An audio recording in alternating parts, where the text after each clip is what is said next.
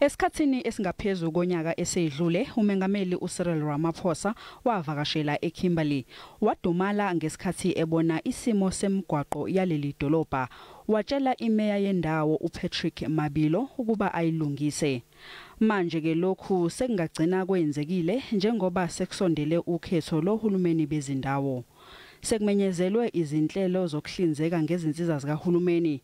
Izakhamuzi zithenjiswe idolobha elinemgwaqo eseqophelweni eliphezulu elingenayo imfucuza kanye nendle egeleza emgwaqeni. This intervention has its primary focus on the improvement of service delivery and put in place a turnaround strategy to speed up and improve service delivery.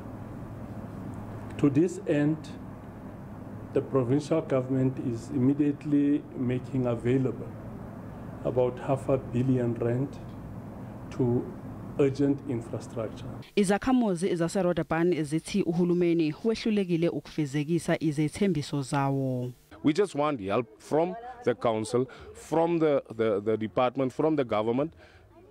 Like I said, we are actually in a big crisis. It's a mess. We are concerned for the children because we must relieve ourselves in the bushes. Lezinhlelo zibandakanya uhlelo lokwakha izindlu kanye nokuhlinzeka ngomhlaba labo abafuna ukuzakhela imizi yabo. Undunankulu uthi lolu hlelo luzophathwa yihhovisi lakhe mathupha ukuqinisekisa ukuthi luphothulwa ngaphandle kwenkohlakalo.